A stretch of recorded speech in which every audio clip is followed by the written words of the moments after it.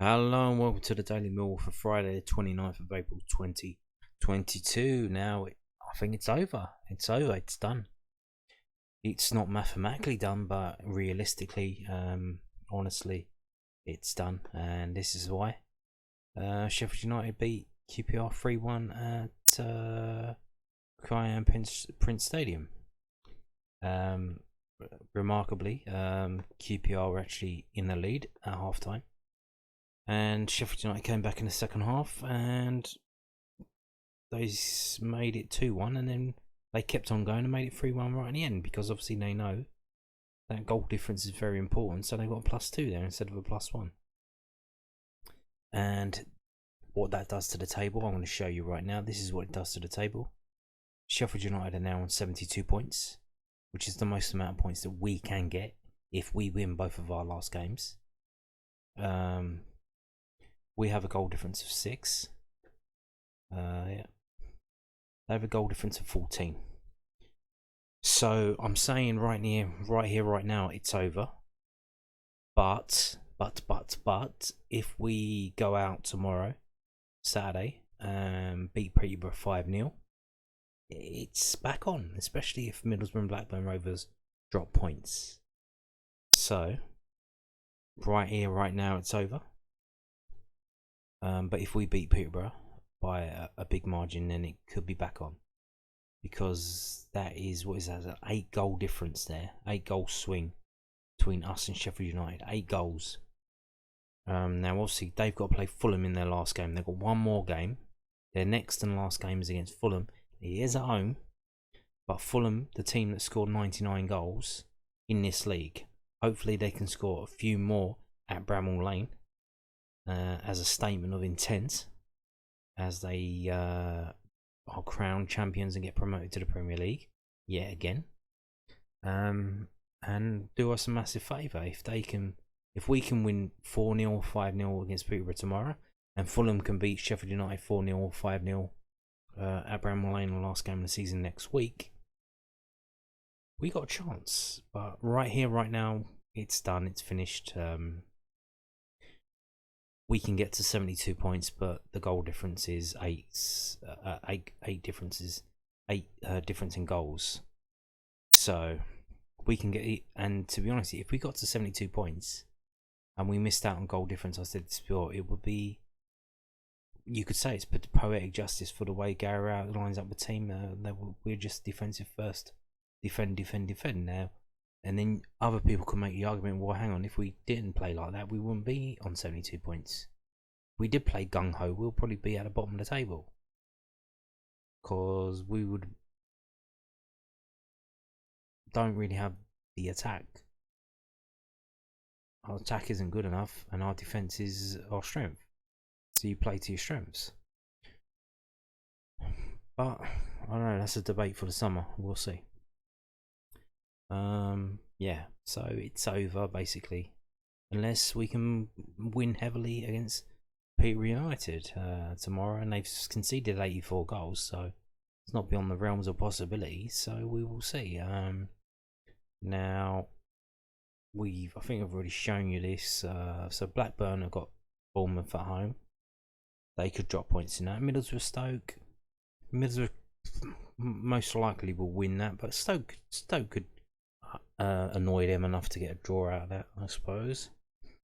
So we will see. And if both of those two teams do drop points and we do beat Middlesbrough by a margin of 4 or more, then you're going through the roof. You're going to do Lally at the end of Saturday night, because it's definitely on then, isn't it? And then we go into the last week. Now AFC Bournemouth got 2 games next week. They got a tough game against Nottingham Forest, who they're competing with for second place. They're going to be all guns for that. Now, for some reason, it's kicking off at 7. So I imagine they're trying to. I imagine that's just to give them a little bit of extra time to recover. I don't know what the hell that's about. Why it's kicking off at 7 o'clock.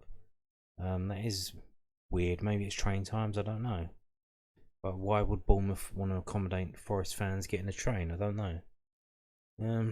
But there you go, and then we go into the end of the season, last game of the season. Millwall fans have sold out their allocation of Bournemouth. Blackburn got to go away to Birmingham City. We see what Birmingham City did to us.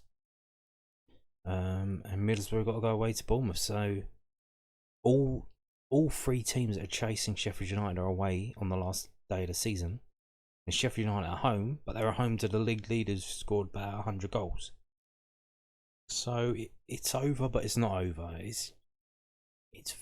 I want to say it's over. I want to believe it's over, but it's not over. It isn't. And stranger things have happened in football, and it would not surprise me if we still had a chance. We will see tomorrow. We will see. So we're going to move on to the news from the day today. Very busy day today. I'm going to have to try and run through this quickly, otherwise we're going to end up with a 50-minute video. Murray Wallace, not a surprise there, crowned 21-22 Millwall Supporters Club Player of the Season. Yes, it was announced today. Millwall Football Club is delighted to announce that Murray Wallace has been crowned as the Lions 21-22 Millwall Supporters Club Player of the Season. The defender triumphed over Danny McMahon and Bartosz Białkowski, who were voted into second and third place respectively. Yeah, that's pretty much what I saw online on the forums and on Twitter and stuff. Because Millwall put up a thing saying who you're going to vote for, and then people would just reply in the comments, and it was basically most of them were Murray Wallace. There were a fair few to Danny McNamara, and then one or two for Bart Białkowski, and that was pretty much it. The 29-year-old has made 42 appearances in all competitions for the club this season, proving a consistent and reliable asset at the back for Gary Rowett. The Scot has also found a net on 6 occasions. I think he's like our third top scorer, no joke, including a double at home to Cambridge United in the Carabao Cup and a last-minute win at Oakwell against Barnsley in October. McNamara's silver medal is also in conjunction with picking up the Junior Lions Player of the Year award. What that means is who the little kids voted for. So they mostly voted for McNamara. Because obviously they don't appreciate Murray Wallace's fundamentals, but hey, they're young. They'll grow up and figure it out. The right wing back, who burst onto the scene in the second half of last season, has made the right wing back slot his own in 21-22, with his crowning glory coming at home to the Tykes, where he scored his first 2 Millwall goals in a 4-1 victory. Białkowski, meanwhile, retains a place in the top 3 for the 3rd season running, and ever present in the Sky Bet Championship. The keeper has kept 13 clean sheets today and has continued to prove himself as a more than stable option between the sticks. Elsewhere, Tyler Burry wins the Young Player of the Year award. I think these two now are voted. They're awarded by the manager, I believe. So I think that's the case with these 2 awards. So Tyler Burry wins the Young Player of the Year award, whilst Zach Lovelace is Millwall's Schoolboy of the Year for a 2nd season running. All aforementioned players will receive their awards on the pitch prior to Saturday's fixture against Peterborough United, and you can also hear from Murray Wallace and Gary Rowett on the awards by clicking on the respective links, which go to a Recast app. Congratulations, Murray. Yeah, congratulations. There you go. Moving on now to the game today. The under-23s playing against Colchester, who are wearing this kind of dog ugly kit. It's supposed to be like a military theme, but it looks really bad, doesn't it? Yeah, they lost today. Obviously, no surprise. 2 games in 4 days, playing on Tuesday and Friday. They're getting to the end of the season. They got to squeeze the games in where they can. They got the next games next Tuesday, so that'll be 3 games in 7 days. So Millwall under-23s were defeated 3-2 by 10-man Colchester United at Calmont Road in the Professional Development League on Friday afternoon. After a flat first half, yeah, it was 0-0 at half-time. The game exploded into life after the break, with the U's taking the lead from the penalty spot in 50 minutes as Jake Hutchinson sent Jordan Gilmore the wrong way. However, that lead was to last just 1 minute as half-time substitute George Walker's cross was deflected in, with Colchester captain Frankie Terry receiving a second booking in the build-up as he brought down Jaden Davis. The Lions then took the lead in style. Sean O'Brien controlled Abdul Malik's pass before striking into the top corner. But the visitors levelled as Samson Tavidi lobbed Gilmore from outside the area before Colchester won the game 2 minutes from time as Hutchinson poked into the top corner. Next up for Millwall under-23s is their final game of the season against Sheffield Wednesday at the Den on Tuesday afternoon. Tickets are on sale, and when you can also watch it on Recast live. So yeah, tickets are £5. You can buy them now if you want, or you can just turn up on the day and get them. And similar for Recast, I think it costs 250 credits on Recast. So the Millwall team is Gilmore, Smith, Adam Malachi, Allen, Penny, Grant, O'Brien, Davis, Lovelace, Abdul Malik and Boateng. And the subs were Garande 63 for Smith and Walker 46 for Boateng. And the subs not used were Hammond, Leahy and Essay. So there you have it. Narrow defeat for the Millwall under-23s against Colchester. Well, what does the manager Nugent think about that? Well, let's have a look. Kevin Nugent couldn't hide his disappointment after watching his Millwall under-23 side lose 3-2 to 10-man Colchester United on Friday afternoon. To say I'm disappointed is an understatement, Nugent told millfc.co.uk. To go 2-1 up against 10 men and to lose 3-2 is poor. The goals are terrible. It was a poor penalty to give away. Then the other two were from long kicks down the field, which our centre-halves don't deal with, and the ball ends up in the back of the net. There was a shout for a penalty of our own before the second goal, but that doesn't excuse defending like that. That's how we've been this season, inconsistent. Lads that stay with us next season have got to improve. Next up and last up for the Lions is a visit of Sheffield Wednesday to the Den on Tuesday afternoon. We've been up and down all season. We kept things really tight in games, but then also let ourselves down today by conceding 3 goals. That's where we are at the moment. Well, not to be funny, mate, but if you've got a team that's playing Tuesday night and then Friday lunchtime, maybe they're going to be a bit tired, and maybe you should, I don't know what options you have, maybe you should switch some players around and make a few more substitutions. I don't know, because they're obviously a bit knackered because they conceded late on. So yeah, maybe look to yourself before you point the finger at the players.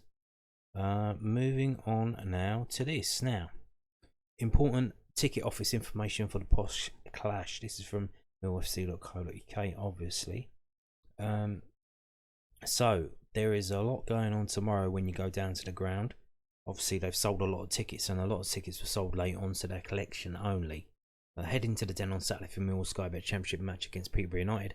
A large crowd is expected in SC16, so please arrive early if you are purchasing or collecting tickets to prevent lengthy queues from building before kick-off. The following information details with which locations around the ground you will require for your relevant needs. So, obviously, because there's not a lot of tickets left, they probably sell, I don't know if it's sold out. It might have sold out already by the time you watch this. Or there might be like just 100 or so tickets left. Normally, most of the ticket windows will be selling tickets, but because there aren't a lot of tickets for sale, they're actually most of them are being used for collection. And normally you would go to the side, on the other side, to collect your tickets. But the main ticket office, the windows that have got numbers on them, 1 to 10 is collecting tickets for this game, Peterborough United only. And window 11 is for anything else. So I don't know what collecting a ticket for Bournemouth. I know that's coming up later. So probably renewing your season ticket or some other thing. Maybe your ticket got posted out and it didn't turn up. You have to get a dupe made. That kind of thing. So collection for Peterborough game 1 to 10. Anything else, window 11. The Coldblow Lane ticket office. Peterborough United ticket purchases, season ticket renewals and purchases, match day tickets for collection windows. So normally, where you would collect tickets for a match day is on the other side of the reception doors. There's a window there, but because there's so many tickets needing collecting, they've moved it to the other side, windows 1 to 10. So where you would normally go to collect tickets, they've set that up to collect tickets for the AFC Bournemouth game. So if you bought a ticket for AFC Bournemouth, you need to collect it. And if you've got Peterborough on as well, you probably have to go to 2 different places because they are separated. they're in different offices, so annoyingly you'll have to queue up twice. If you're collecting a ticket for tomorrow, go to window 1 to 10, and if you've got a Bournemouth ticket, you have to go to the other side and collect that as well. But it is what it is, isn't it? Any home supporters who purchase tickets in the North Stand need to enter the Stadium Bowl through turnstiles A1 to A4 situated on the left-hand side of the Lions store. So you're probably not going to be used to that. That's where the away fans go. So you're going to have to go to the left of the Lions store, not to the right of the Lions store. I think it's A5 to 9 when you normally go up to blocks 1 to 3, and whatever the lower ones are, 29, whatever they are, I don't know. I normally sit block 2, so that's where I normally sit. Yeah, there you go. Also from millfc.co.uk, been very busy today. Huge Macron sale in Mill's Lions store. Pardon me. Yeah. Obviously, we got the announcement last week about Hummel coming on board and taking over the Lions store, and also producing Mill's new kit and other stuff as well. So everything Macron must go. If they don't sell it, it's probably going to go in the bin. Heading to the Den this weekend, why not take advantage of the Lions store massive Macron sale? Now, if you looked online and said, well, there's nothing left, aha, the sale's in store only. They can't put it online because if too many people order it, they can't have enough to fulfill it. So there's limited numbers, but it's 75% off. 75% off. So anything with Macron on, 75% off, because they need to get rid of that stuff. They want it gone before the Hummel stuff comes in, which will probably be around June. We haven't seen any designs by Hummel, but it says all retail points on season tickets or membership must be spent by 18th of June. Now I assume that's around about the time that Hummel will be coming in and taking over. So maybe, I don't know, maybe they'll have the new kit ready by then. Probably not. Maybe a month after that. So the middle of July, they might have it. I don't know what kind of design we have. If it's on short notice, it might just be like an off-the-peg design, which Hummel, I really don't like the chevrons on the off-the-peg design. They're very prominent. But we will see. We will see. It might be a case just because they need to rush it out that it'll be a bog standard one. And then next season we'll get something a bit more designed. But there you go, 75% off anything with Macron on, shorts, whatever you got. I don't know what they got there.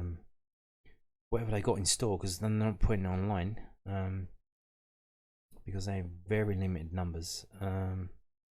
Moving on now to this. Now, I wanted to bring you this, even though it's a very busy day, because this is you got to shed light on things like this. So this is Burnhill Kitchens. They have done up the 1885 Club Lounge, and they haven't got any pictures of it for some reason. I don't know why. They just had this one picture where they're blocking the view of it, but they've tied it all up. You've got the grey brick on the wall, you got the lights, you got the mirror, you got the bar with the silver top and the blue detailing down the side. It all looks very good of what we can see. So Millwall Football Club would like to thank one of its sponsors, Burnhill Kitchens, following a successful renovation of all bars within the Den's 1885 lounge. Staff at Burnhill Kitchens have worked tirelessly in between match days and other events during recent months to refurbish the bars and surrounding areas to a superb quality and standard. The Kent-based company have now become official sponsors of the 1885 lounge. So it seems they got paid in terms of sponsorship, maybe a little bit of money and sponsorship as well, and extended their partnership with the club until the end of the 25-26 season. How's that for support? Many years of sponsorship there. We can't thank Burnhill Kitchens and their excellent staff enough. Stuart Locke, Mill's commercial director, said that the work they've done in the 1885 lounge is nothing short of extraordinary. and we're so pleased with the outcome of their expertise and efforts. We look forward to working with them more in the years ahead and seeing the relationship continue to develop. And Mike Darcy, founder of Burnhill Kitchens, added, as a lifelong supporter of Millwall dating back to the 1970s, it's an honour to see our branding around the den and to be able to put something back into the club. And you can find out more about Burnhill Kitchens by clicking here. And here it is. Here's our website. And it's all very swish. It doesn't look like there's any lino to be seen. It's all marble and wood. It's all very plush, modern, very modern. Not, I don't know, it's a bit too modern for me. Wooden floors as well. I don't know if is that real wooden floors. Surely, if you're cooking in a kitchen, the heat and steam from cooking would fuck up the wooden floors, wouldn't it? Or maybe it's linoleum made to look like wood. I don't know what they do these days. But there's not a ceramic tile to be seen. There isn't a tile anywhere. It looks it looks very modern, doesn't it? Indeed, it looks maybe too good to use, too good to cook in, too good to actually do anything in. It looks like the kind of kitchen that someone who just orders takeaway food every day would have, but I don't know. It looks very good though, doesn't it? It does look very good. But there you go. There's sponsoring of the club. And they've tied up the areas of the club as well, so good for them and good for us too. Now, we're going to get onto the preview of Peterborough United now. This popped up from the Peterborough Telegraph, which is at peterboroughtoday.co.uk. Two youngsters in the Peterborough United squad as loan players are sent home. And I loved this when I saw this. I thought, okay, here we go. Peterborough United have kind of given up. So Peterborough United have sent on loan fullbacks Bally Mumba and Hayden Coulson back to their parent clubs. Posh boss Grant McCann couldn't see them featuring in the final two championship games of the season at Millwall on Saturday and home to Blackpool on May 7. Mumba's returned to Norwich, but he's only played 7 games, so it wasn't really playing anyway. Coulson is back at Middlesbrough after starting 5 matches for Posh, but only 1 for McCann, so they weren't really playing anyway. But on loan midfielder Reece Brown, who's out of contract at Huddersfield at the end of the season, remains at Posh but will not be involved at Millwall, and he was given the option of returning to Huddersfield. So it looks like they're like, okay, and it seems what the thing is. So McCann wants to use players who are likely to be at Posh next season. So youngsters Andrew Oluwabori and Jonas Bodnar will travel with the squad to Millwall tomorrow. And then striker Ricky J. Jones and wingback Joe Ward are fit to travel to the Den. I want to look at players who will be with us next season, McCann said. So he's already trying to put a cap on this season, moving on to next season, and playing players who will be involved next season.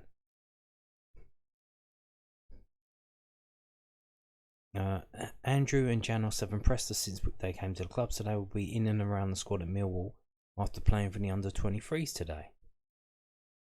We want to finish the season strongly and we will need to be good tomorrow, but I also want us to enjoy it. Millwall still have a playoff place to play for, and they are full of good, experienced championship players. Millwall could effectively be out of the playoff race if Sheffield United win at QPR tonight, which they did. That will put Blades 6 points clear of Millwall, who have 2 games to play and an inferior goal difference. Yes, indeed, we already discussed that. So Peterborough, already sort of kind of giving up, sent 2 on-loan players away, probably asked the third to go back, and he said, no, I'm staying here for some reason, or maybe the club couldn't, wouldn't agree to have him back. I don't know what happened there. I don't know if they have to pay each time they play them or whatever, but they sent them back, maybe to save some money as well. I don't know what's going on there, but yeah, it seems to have given up and focusing on League One campaign next season. So let's move on now to this. This is via 11v11.com. It is the historical record of head-to-head games between Millwall and Peterborough United, and I've sorted it as Millwall at home, Peterborough United away at the top. First game was 1961, 22nd of April. We beat them 4-3. A couple of years later, we actually lost 1-0. We haven't played them that many times because I think they only got into the league in the 1960s, I believe. I think they're one of the teams that come up from the conference or something. Maybe they got voted in. I'm not sure. But you can see here, so we've only lost, what was that, 5 times? We've only lost 5 times at the Den to Peterborough out of whatever that is, 20 or so occasions. But there have been quite hefty defeats in there. The last time we lost to them at the Den, you might remember, it's 2013. We lost 5-1 at this level, League Championship. And the year before that, League Championship, we drew 2-2. But the last 3 occasions, 2017, League 1, we won 1-0. 2016, also League 1, we won 3-0. And Johnson Bank Trophy in 2015, we won 1-0. So it seems in the lower levels, we bossed them. At this level, not so much. But yeah, also we had a hefty defeat in the League Cup in 1965, losing 4-1. Now, but what is our biggest win at home against Peterborough been? Because we need one tomorrow. Well, you're looking at 4-0 there in 1993. The 3-0 in 2016. And 4-1 in 1965. So the highest we've got is +4 goal difference against them. +3 a couple of times as well. So it's possible that we could win big against them. It is possible. It's been done before. If it's been done before, it can be done again. So let's move on now to this from whoscored.com. This here is the last 6 matches, as you can see. In the game we lost 5-1 there, obviously we had a man sent off, so that obviously affected that. And as you can see,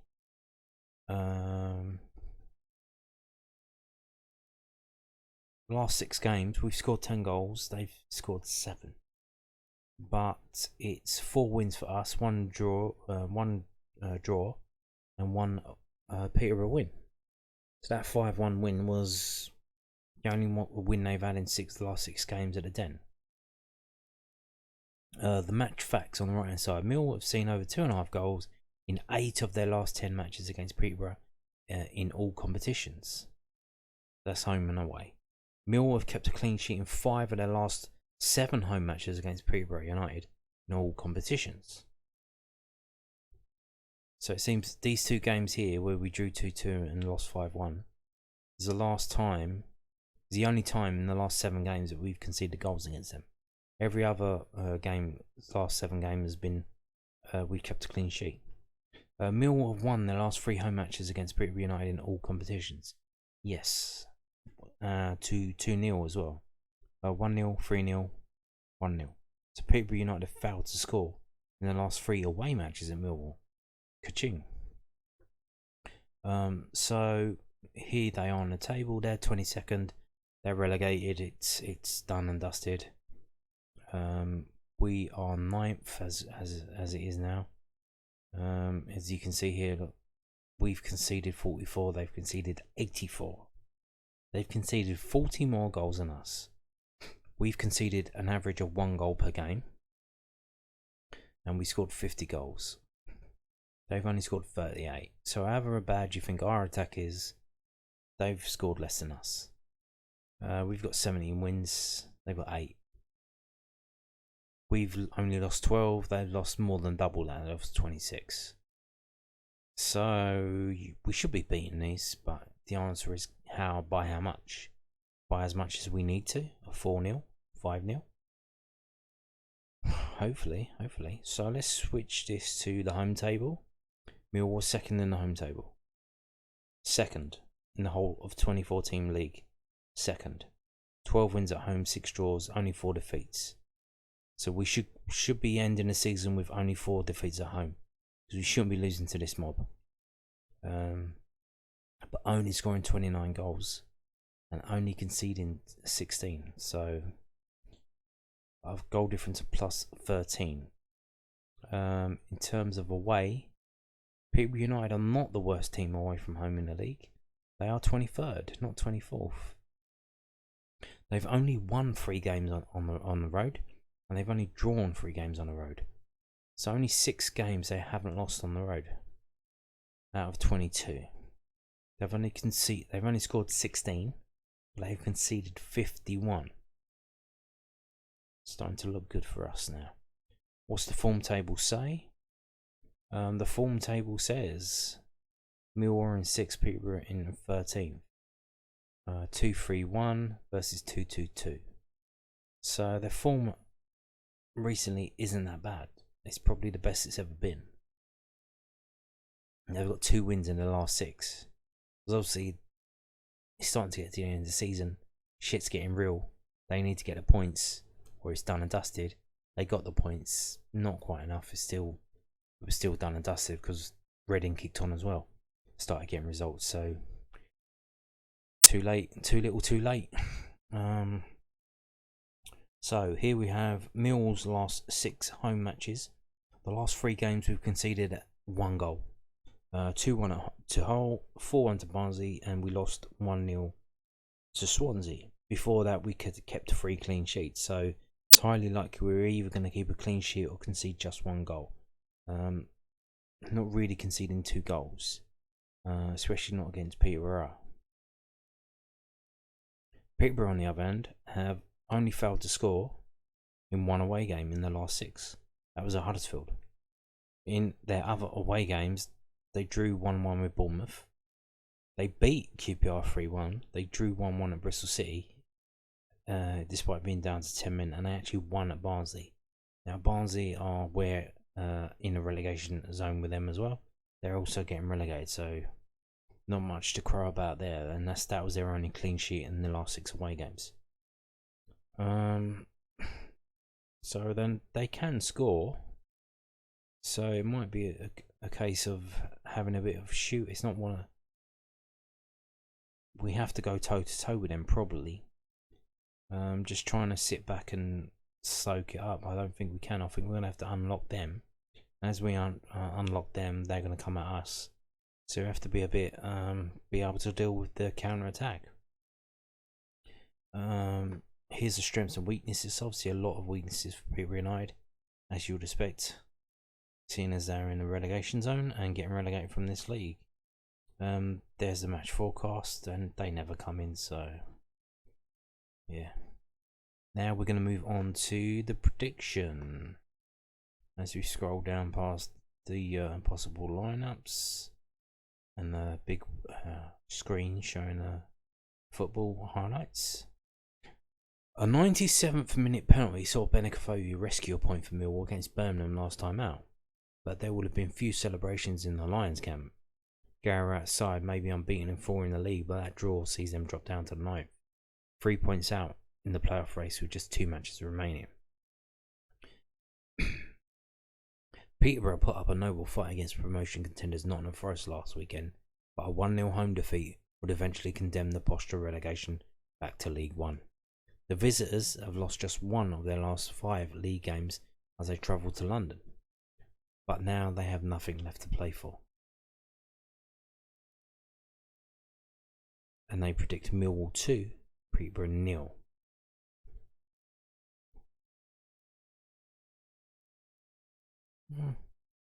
Okay, so we're going to move on to one more prediction. This is obviously from SkySports.com. David Prutton, as you all know. What is he predicting? What's he predicting for Blackburn? He thinks that's going to be a draw. Fantastic, I'll take that. Millwall, Peterborough. Millwall still have hopes of the top 6 and just need to keep winning games and hope other results fall kindly for them. Peterborough are down, but Grant McCann will be keen for them to keep going to try and build some momentum. I just think Millwall will be too good though. Hopefully, bruv, hopefully. And he predicts as well, Millwall 2, Peterborough 0. What does he predict for the Middlesbrough game? Is it on here? Oh, yes, that will be fantastic as well. He predicts Middlesbrough 2, Stoke 2. Fantastic. I would love that. So he predicts us to win, Middlesbrough to draw, and Blackburn to draw. Yes, please. Fantastic. Yeah, that would be absolutely brilliant. Now, what do I think? I think we can win. I think we can win bigly. I can't see why not. This is it. You know what you've got to set them a target. Let's win this game 4-0, and anything else is gravy. You've got the substitutions on the bench now. You've got whoever you're going to put on the bench, Mason Bennett, Tyler Bury. You got Oliver Burke on there. You can attack for as long as you want, because when the players get tired, just replace them. We can keep fucking hammering them all day. The crowd's going to be up for it. They're going to be on all four sides. It's going to be fucking fantastic. Brilliant day. It might be a bit cold. It's a bit cold today. I don't know, but it's bank holiday weekend. So yeah, let's stop fucking about and let's fucking have a go at them. And I predict. What do I predict? I want to say it's going to be 5-0, but I think it might be 5-1. No, fuck that. It's going to be 6-1. Millwall 6, Peterborough 1. Millwall 6, Peterborough 1. Magic. Make the magic happen. You got to make the magic happen. If you want it to happen, you got to make it happen. So the fans, the players, you want it to happen. You got to make it happen. You got to make it happen. 6-1. That'll give us plus 5 goal difference. That'll close the goal difference gap to 3. And if Blackburn and Middlesbrough fuck up, we will be well in there going into that last game of the season. And who would have thought that in January? Who would have thought that? So yeah, I'm going for 6-1. And on that note, thank you for watching and good.